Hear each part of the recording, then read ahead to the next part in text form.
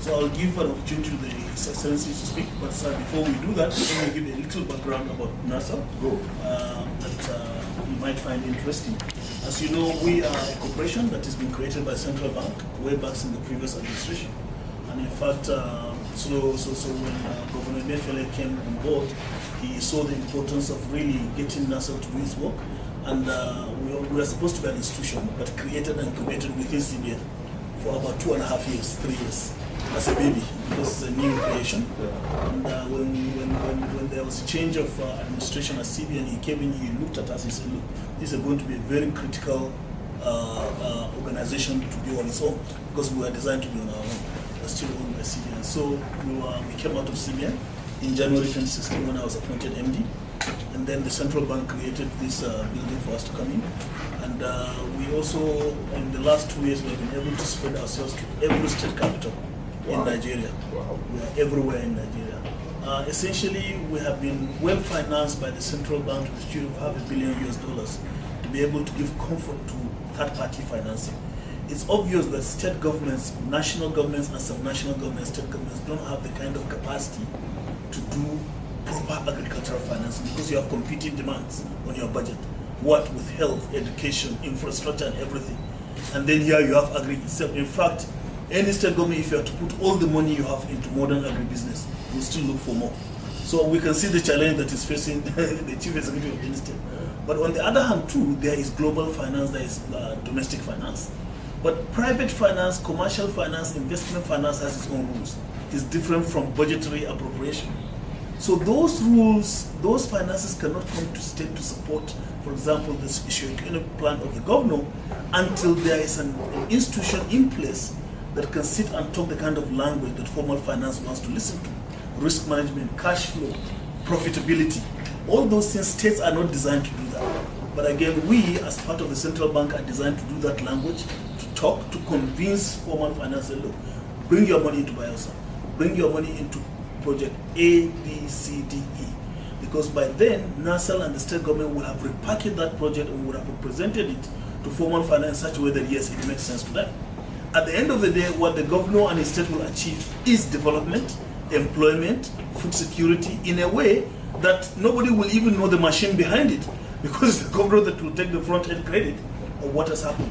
And therefore, we have immense capacity for analysis, Your Excellency, for repackaging agricultural projects, for making sure that the money comes in, and then for keeping an eye on that project to make sure it succeeds. Because why? We provide our guarantees behind that project. Any project that fails and it does not succeed, is not only the governor that will complain. I too have the primary reason to complain. Why? Because my guarantee is behind that project. For it to fail is not an option for me. So we're all in it together. And therefore, what we tell investors, whether they're international or local or banks, is that, look, put your money behind our project in Bielsa State, because we have done the heavy lifting. We have done the analysis, the repackaging, and everything. On top of it, take my guarantee. Anything happens to your money, come back to me. So these are things that is a game changer, Your Excellency, that makes things to happen very fast. And that relieves you of the tightness of your budget to do so many things.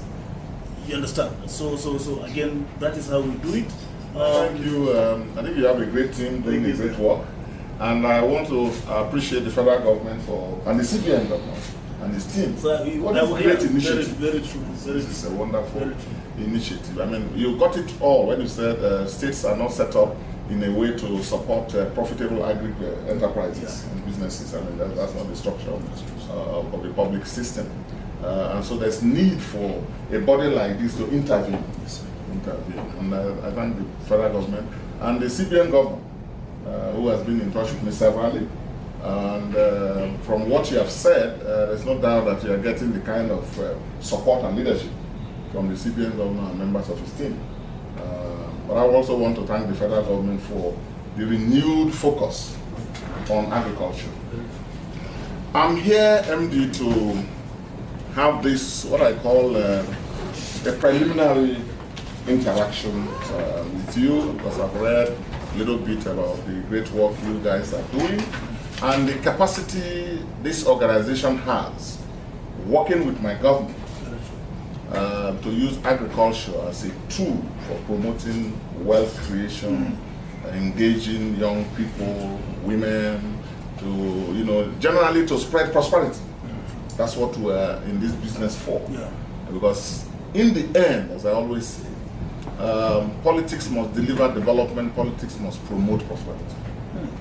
Whatever we do, whatever position we occupy, at the end of the day, we should be able to ask ourselves, have we added value in terms of making life more comfortable for the people that God in His almighty wisdom and infinite mercy has given an opportunity for us to serve. Yeah. In Bayelsa, there's been a silent revolution going on, not only in the area of agriculture.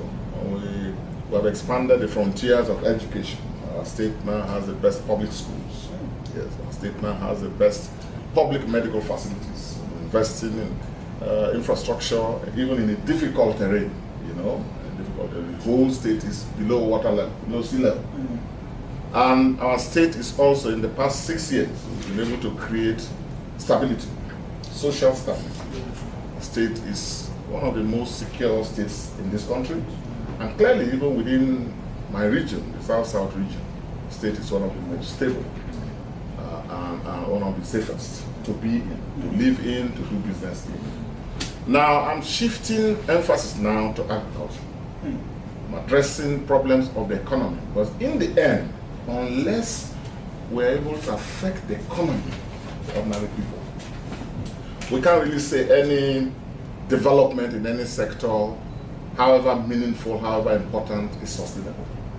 Because it must translate in the end to whether our people have food in their table, whether jobs have been created, whether wealth has been created, and whether we have been able to create an inclusive economic system.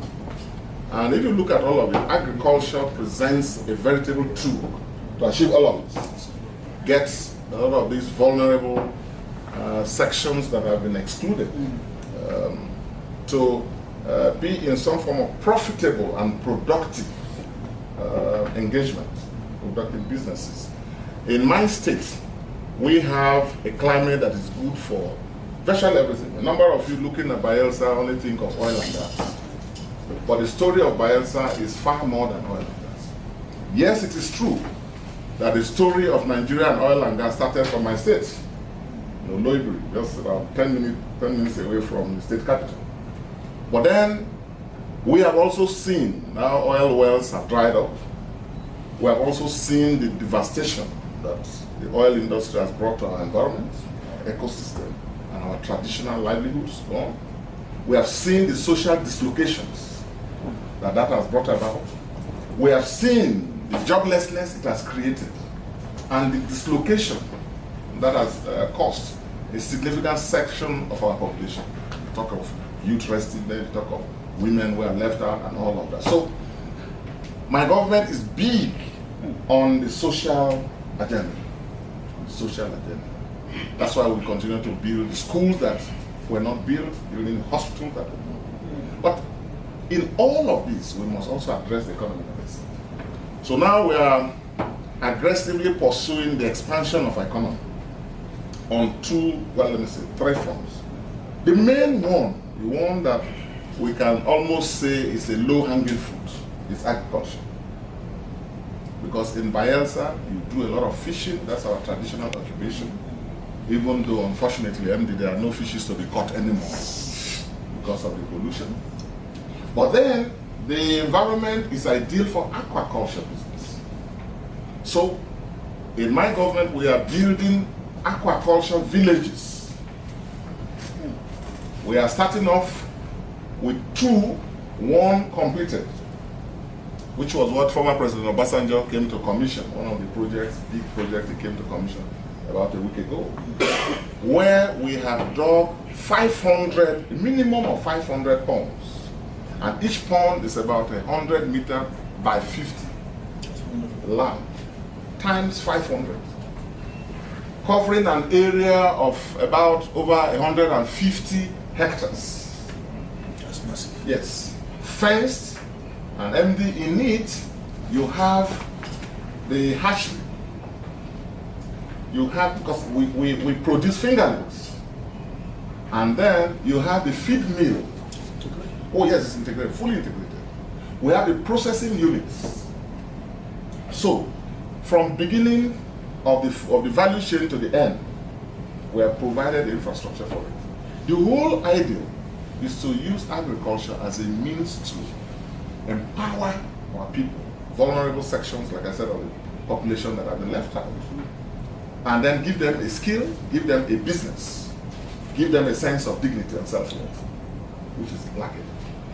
And we think that with organizations, and that's why I'm here. Now, with that, we want to select 500 young people.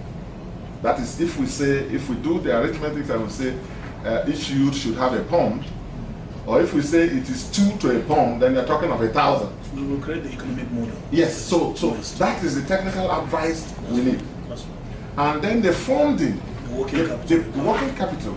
And for me, most importantly, the private sector initiative. And the spirit of the private And the sector. spirit of the private sector that will make it not just profitable, but sustainable. That's right. That's the key. Yes. I have had this vision and we have put it in place. You have done your part, sir. Yes, I've done my part. Now I'm looking for partners. Sustainability. I'm looking for partners. We have started it in the 2nd local government. And I want to replicate that in each of the 8 local government areas. We have only 8 local governments. You know, when General Pasha created Bayelsa, he forgot to create more local governments. So we are demanding for more, but that's not for you. So for now, we are disadvantaged. We have only 8. But in each of them, I would like, before the end of this year, to put in place this kind of aquaculture village. Now, these are the reasons I'm building an airport. Because I want Bayelsa to be the agric hub.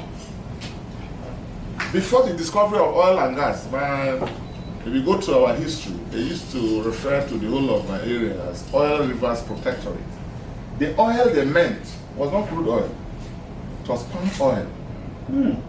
So MD, we need financing for large palm plantations to spring up. The Malaysians and all those people came here. If they pick nuts from Nigeria, seedlings from Nigeria, I can bet you, probability is that it was picked from that part of our country. You don't need a fertilizer to grow anything in my state. I know that. You don't need a fertilizer. You lived in Opolo, so you know. My state has the right climate, has the right attitude. You have a government that understands the role of agriculture and how to bring in the private sector with your support to play the roles that it can play. So we want to be big in aquaculture. We have the climate for it and the culture for it. We also want to be big in palm oil production, large palm plantations. I need people, I have 1 or 2 applications. They want as many land as possible, we can give it to them. Then rice. Everyone these days talks of rice, and that's a good Swamp thing. rice is very good. But the real area, you plant rice and you won't have challenges and problems. You have the natural environment for it and so on, which is like, is it Vietnam or Thailand and so on and so forth. It's Bayelsa. Absolutely. Yes, it's Bayelsa. They used to do one in Paranabri area in the olden days when governments had focus. They had the NDBD, Niger Delta Basin Development Authority, Basin Farm. It's still there. We have very many farms like that. And any other area that you think our people can get involved in will be available. So the long and short of my visit is to firstly appreciate you, commend you and your team for the great work, appreciate the CBN and the federal government for giving support to a critical body like this, and to register our willingness of my state, the willingness of my government to partner with you to see how Bayelsa can be supported to be the agric hub of the South-South region, and gradually to be the food basket of Nigeria. At least in Bayelsa, you don't have 1 million cattle invading our state, so we want to take over that position from some other states. So we want to see how you can support us. And I want to thank you for the warm reception and the hospitality that you have given to me. And let me formally invite you and your team to Bayelsa day we're going to, so that we can have a more fruitful discussion and then we see things on ground. Yeah. Thank you very much, MD. Thank you. Thank you, sir. We have been trying to prioritize commodities. In fact, your office in Abuja had a workshop 2 weeks ago. Yes, but we have done priority ranking of the various commodity value chains, and then we see how we can approach each of them in a systemic, methodical way. So we're hoping that with the support, that these things will take off, and that we look at them critically and take things in order that we should take them. Okay. Yeah, I forgot to tell you about the, although you will give you, Abuja, you prepare a formal letter to them, detailing the initiatives we have started. All of them. I was going to talk about the cassava initiative. That will give us a heads up. Yes. Before we come, we would have done Yes, some exactly. analysis. So the cassava, the poultry, the aquaculture bit I've talked about. We have 400 hectares of cassava, 200 of which are planted already. And we have the cassava processing plant, which we're installing, which will kick off very soon. And then finally, and this is important, I've directed these 2 state universities. I inherited 1 university in Niger Delta University. You may have heard of it before. And then I've just established the new one, the new university, which hopefully will be one of the best universities. Yes, but it's a private-public sector. I'm leaving room for the private sector to be involved. But I think that's the way university should go in the future. So I call it the University of Africa. I want it to be the best university, not just in Nigeria or in Africa, better than the ones we attended. So, and I've directed them from the beginning that they should set up a farm, a limited liability, owned by a farm, owned by the university. And they have done so. University of Africa Farms Limited and the Niger Delta University Farms Limited.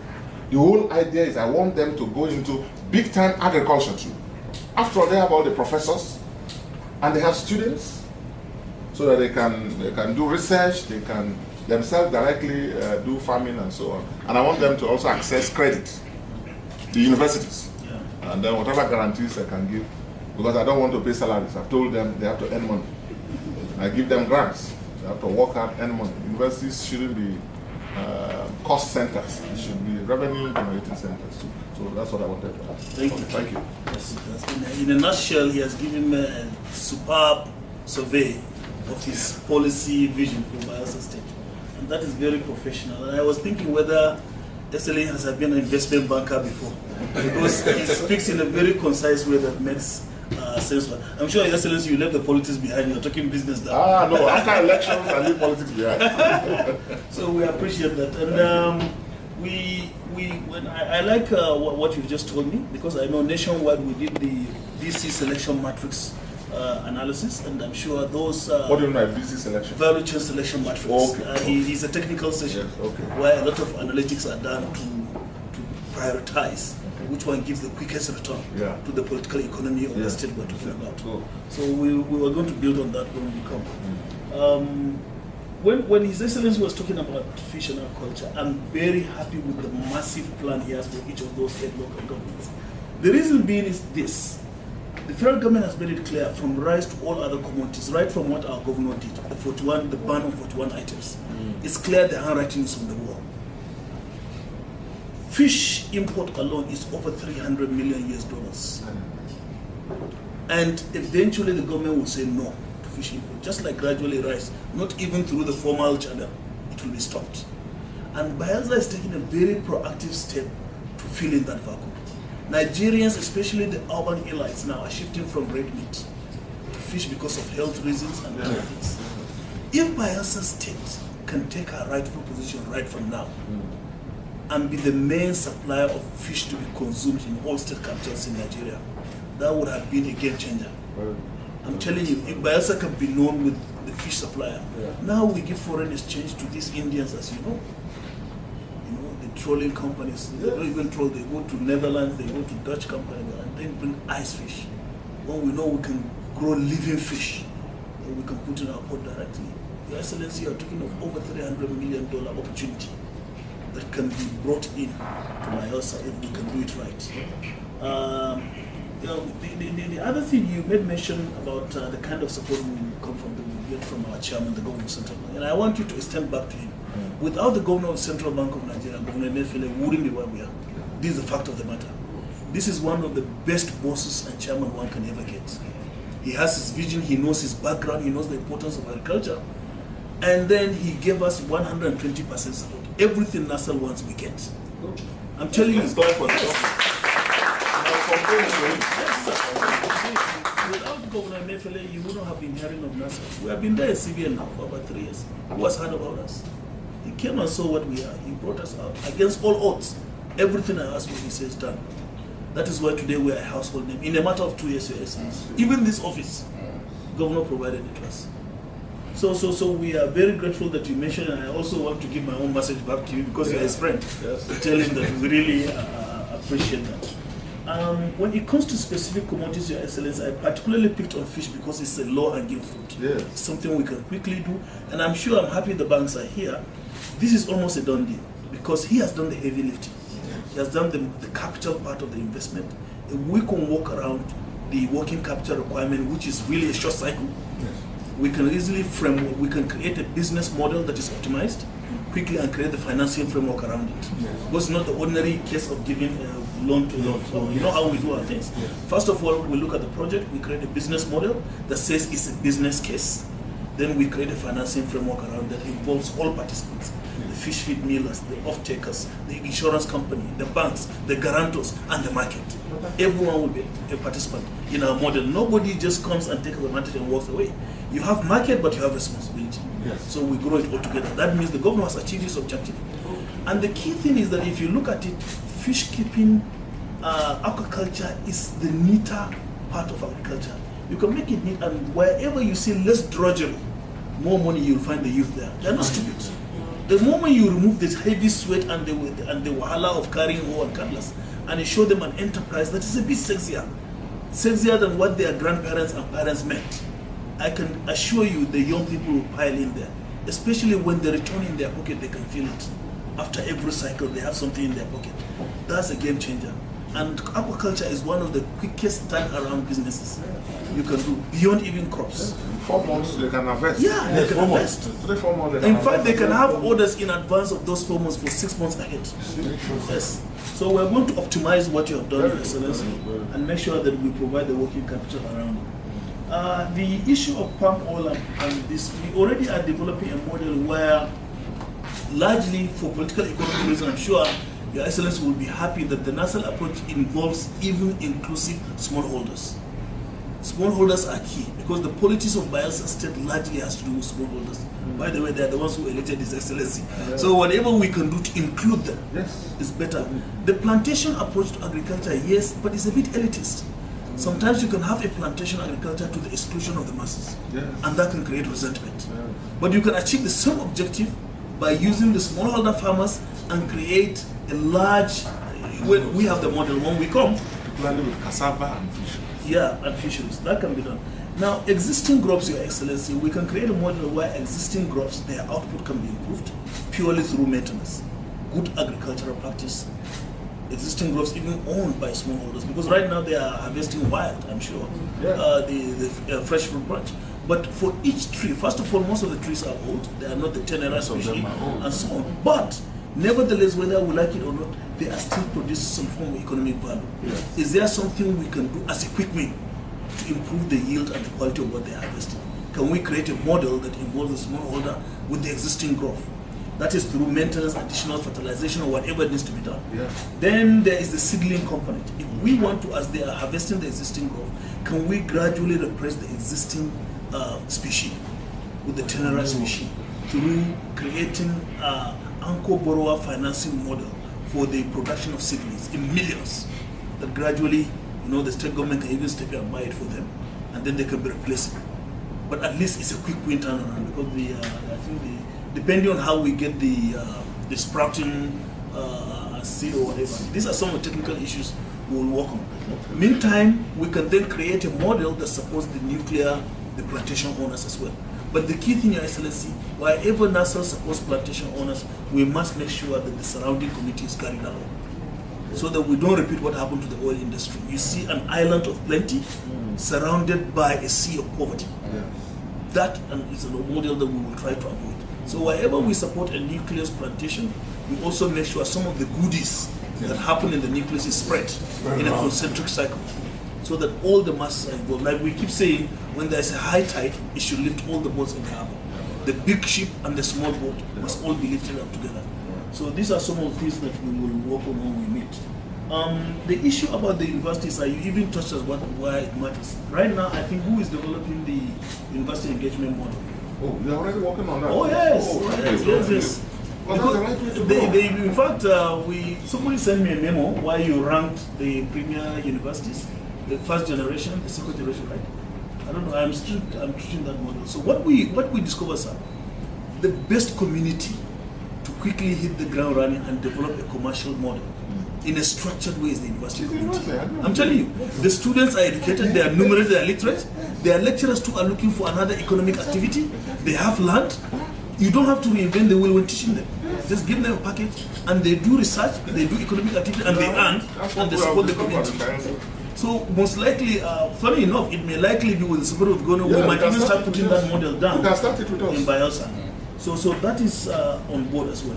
A lot of technical details, Your Excellency, will share with you when we come. It's going to be virtually a half day or full day session. It's going to be very technical. Yes. In fact, you chair you have to, sir. Yes, we'll sit down and then we'll go over everything. We have a lot of models, mechanization. We have fertilizer supply model. We have grains production and stocking model. We have river basin development model. We have youth in agribusiness, commercial pasture product. A lot of things that may be applicable to Bayelsa against but they are very detailed. So that 1 day and 1.5 day or 2 day session will be where you chair it. Almost every state level ministry or agency that has something to do with agribusiness, directly or indirectly, will have to participate. Because at that time we would want executive sign-off. Because we and the banks will feel comfortable when the governor is there, hearing and giving executive sign-off. Then you leave us with the executive team. We'll form a technical team that going forward, most likely if the governor likes, he can chair that or assign his deputy governor. We'll assign technical people. It has to be a high-level person that will chair that technical committee, so that there will be executive power behind the decision. You know, we and finance, we like executive power a lot because it gives us the comfort to release the money into the system. So, Your Excellency, I'm just giving you a top-line view of what we have ahead, and we appreciate your coming, sir. Thank you very much. Thank you, sir. Congratulations.